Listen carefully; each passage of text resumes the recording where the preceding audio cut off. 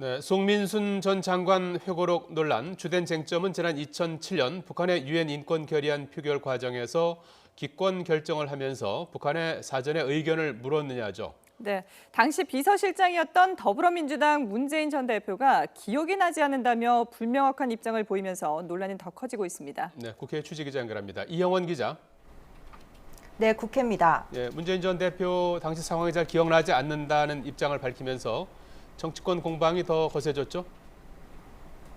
네, 우선 새누리당은 문재인 전 대표의 대응에 대해 이해할 수 없다는 입장입니다.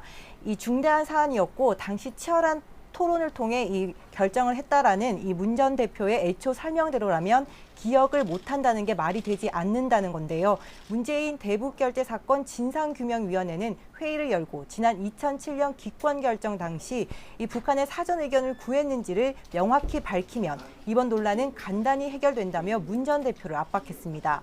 정가윤 위원장은 오늘 최고위원 중진연석회의에서도 같은 주장을 했는데요. 직접 들어보겠습니다. 북한의 굴복적인 저자세로 일관했던 세력으로부터 우리는 대한민국을 지켜내기 위해서라도 이번 사건의 진실을 반드시 밝혀 국민들에게 낱낱이 알려드릴 필요가 있다고.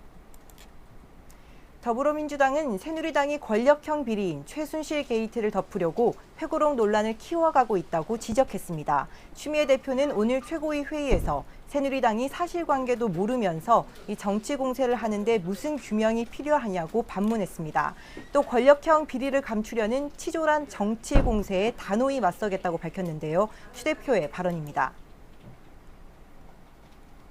국기문란 반역 내통 정복과 같은 적반하장인 막말과 거짓으로 사실을 호도하고 있는 새누리당 이정현 대표와 박명재 사무총장 등에 대해 법적 조치를 할 것입니다. 국민의당은 새누리당이 구태의연한 색깔론으로 연일 이 전국을 혼탁하게 하고 있다고 지적했습니다. 다만 당시 상황에 대해 기억이 나질 않는다고 밝힌 이 민주당 문재인 전 대표의 대응 태도에 대해서는 쓴소리를 했는데요. 박지원 비상대책위원장은 오늘 오전 열린 의원총회에서 이 문 전 대표가 매일 말이 바뀐다며 일구사원으로 문제를 덮으려 하지 말고 이 명확한 사실을 국민 앞에 밝히라고 요구했습니다. 박 비대위원장의 발언입니다.